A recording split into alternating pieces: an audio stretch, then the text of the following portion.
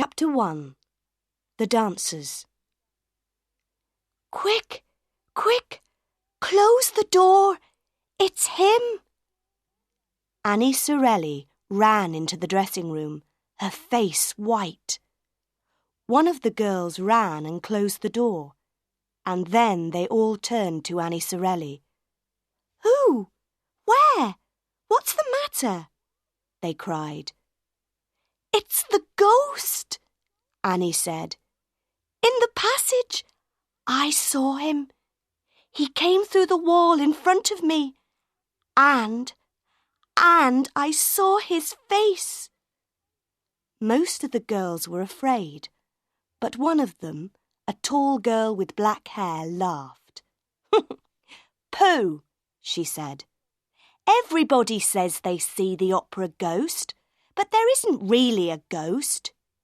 You saw a shadow on the wall." But she did not open the door or look into the passage.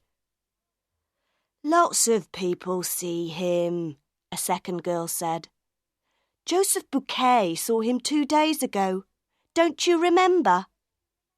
Then all the girls began to talk at once. "Joseph says the ghost is tall, and he wears a black evening coat. He has the head of a dead man with a yellow face and no nose, and no eyes, only black holes." Then little Meg Giry spoke for the first time. "Don't talk about him. He doesn't like it. My mother told me." "Your mother?" the girl with black hair said. "What does your mother know about the ghost?" "She says that Joseph Bouquet is a fool. The ghost doesn't like people talking about him, and one day Joseph Bouquet is going to be sorry, very sorry." "But what does your mother know? Tell us, tell us!" all the girls cried. "Oh dear," said Meg. "But please don't say a word to anyone. You know my mother is the doorkeeper for some of the boxes in the opera house. Well, box 5 is the ghost's box. He watches the operas from that box, and sometimes he leaves flowers for my mother." "The ghost has a box and leaves flowers in it? Oh, Meg, your mother's telling you stories. How can the ghost have a box?"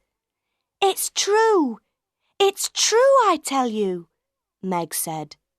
"Nobody buys tickets for box 5, but the ghost always comes to it on opera nights." "So somebody does come there?" "Why, no. The ghost comes, but there is nobody there." The dancers looked at Meg. "But how does your mother know?" one of them asked. "There's no man in a black evening coat with a yellow face. That's all wrong. My mother never sees the ghost in box 5, but she hears him. He talks to her, but there is nobody there.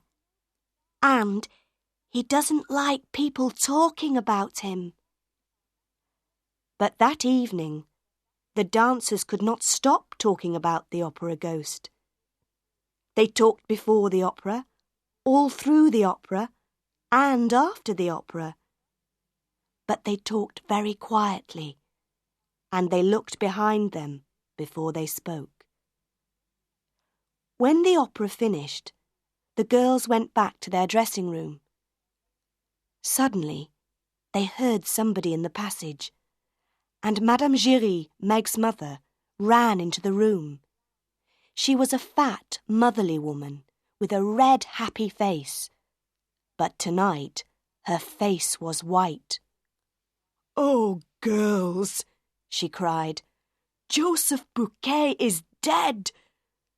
You know he works a long way down, on the 4th floor under the stage. The other stage workers found his dead body there an hour ago, with a rope around his neck." "It's the ghost!" cried Meg Giry. "The ghost killed him!"